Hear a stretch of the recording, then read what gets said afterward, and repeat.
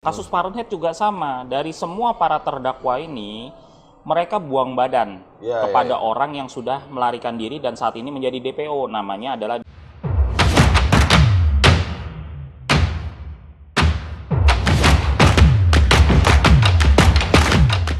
Usaha dengan kartu kredit. Join Credit Card Revolution. Halo Sisma, ketemu bersama saya Roy Sakti dan kali ini saya bersama dengan Pak Okta. Ini adalah pengacara yang ngurusin kasus Fahrenheit. Dan saya mau tanya karena ini Fahrenheit ini udah tuntutan ya Pak ya? sudah tuntutan. Sudah tuntutan dan diperkirakan putusannya kapan? Putusannya akan dibacakan tanggal 9. Tanggal 9 Desember. Semoga tidak delay ya. Dan semoga dana bisa kembali ke korban. Ya. Nah, ada pesan dan kesan apa ini? Pak? Buat teman-teman yang lain, buat ini loh yang berjuang sekarang lagi untuk mendapatkan uang kembali ini. Ya. Jadi begini Pak Roy, dalam kasus investasi kami dari tim kuasa hukum hanya bisa memberikan pendapat bahwa pentingnya setiap kasus robot trading itu dikawal. Dikawal dalam artian, dalam kasus Fahrenheit kami mengalami bahwa ternyata kasus Fahrenheit ada banyak sebenarnya, baik pelapor maupun pengacara yang mengurusi kasus Fahrenheit itu ada banyak. Tercatat ada lebih dari 5 paguyuban, dan itu ditangani oleh kuasa hukum yang berbeda-beda. Ya kan? Tetapi faktanya ketika kami menangani kasus Fahrenheit, yang selalu hadir tiap kali sidang itu cuman kami. Yang lain kemana? Yang lain nggak pernah ada, kalaupun hadir ya paling cuma sekali 2 kali, lalu setelah itu mereka tidak pernah kawal gitu loh. Pasrah gitu aja? Mereka pasrah, jadi banyak juga yang lawyer hanya sekedar terima kasus robot trading, namun ketika bersidang itu hanya dilepas begitu saja. Aduh. Nah itu yang menjadi terima duitnya tapi kemudian nggak diurusin ya? Ya betul. Padahal kalau kita berkaca dari teman kita yang viral blast itu ya kan, di dalam persidangan itu justru masa-masa yang menentukan. Betul, masa-masa krusial. Karena gini, hakim ini, majelis hakim, intinya adalah mau lihat korbannya itu siapa. Ada nggak sih korbannya, ya kan? Dia perlu melihat korbannya siapa. Siapa yang mewakili dalam hal ini.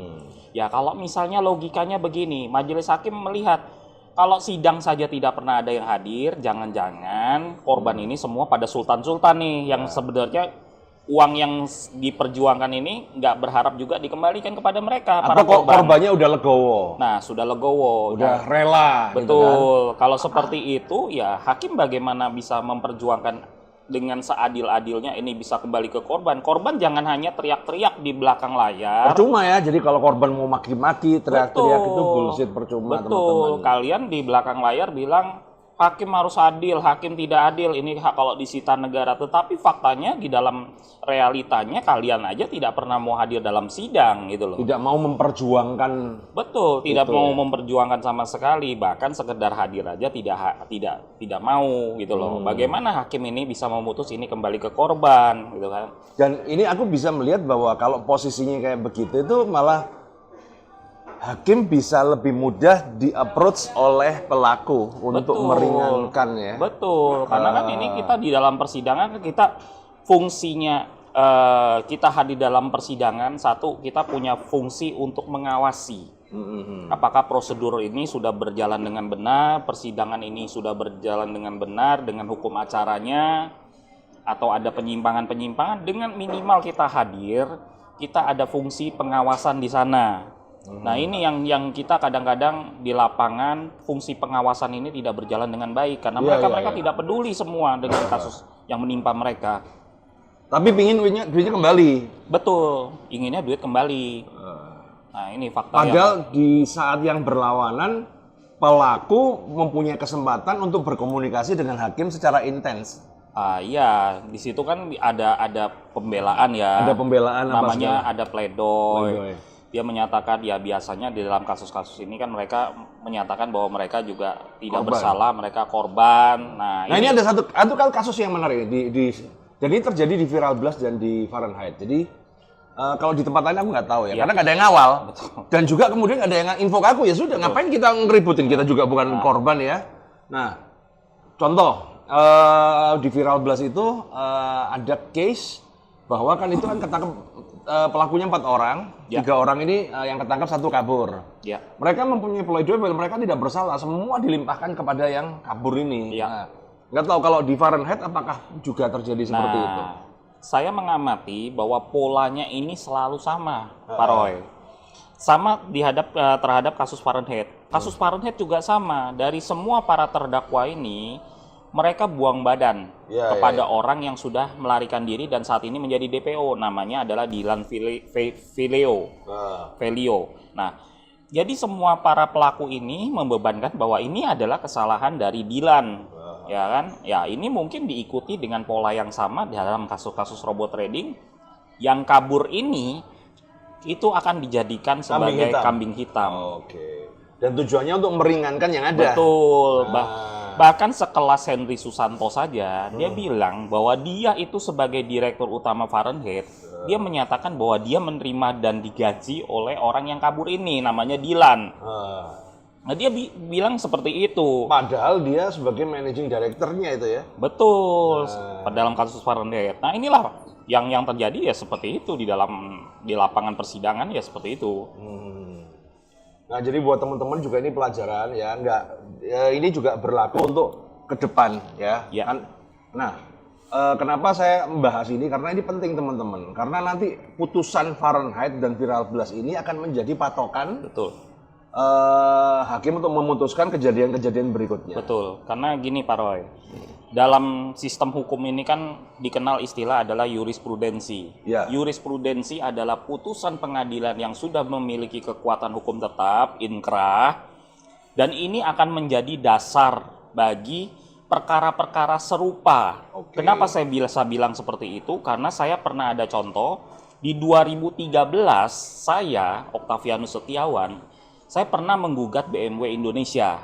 Pada saat itu adalah mobil dengan kondisi cacat pabrik. Pada saat itu korban hanya bisa pasrah. Mobil tidak bisa ditukar dengan unit yang lain. Klaimnya ini biasanya akan cenderung kalah. Saya orang keempat di Indonesia yang menggugat BMW. Orang keempat pada saat itu. Nah, pada saat saya mengawal kasus BMW ini, akhirnya putusan di Pengadilan Negeri Jakarta Barat memutuskan bahwa bukti dari berdasarkan fakta persidangan mobil tersebut cacat pabrik, dan di mana putusannya adalah barang siapa mobil yang patut diduga mengalami cacat pabrik tanpa bisa diperbaiki oleh pemilik dari mobil tersebut oleh dealer yang bersangkutan, maka pemilik pabrikan mobil ini wajib mengganti dengan tipe jenis unit yang sama kepada para korban. Dan di mana di situ putusan sampai peninjauan kembali sampai PK, Pak Roy, panjang itu. Dan di mana di 2018 akhirnya dinyatakan oleh PK saya dimenangkan. Dan itu menjadi jurisprudensi untuk kasus-kasus selanjutnya. Bisa dilihat setelah itu banyak kasus-kasus mobil cacat pabrik akhirnya bisa dikembalikan kepada korban. Nah, ini yang kita berharap dalam kasus kejahatan robot trading. Nah, ini juga buat teman-teman, juga buat para aparat juga, jangan sampai ini dicederai. Karena kan sekarang ini banyak orang yang masalah tuh gini kok. Selalu orang patokannya first travel. First travel aja diambil negara. Terus ngapain aku melapor, ngabis-ngabisin duit, bayar pengacara, kemudian sidang, toh endingnya juga diambil negara. Lah kalau kayak begitu diteruskan, apa nggak makin hancur negara kita ini? Iya, betul. Orang itu mau mendapatkan keadilan rasanya kok berat, terus daripada gitu udahlah gue relain.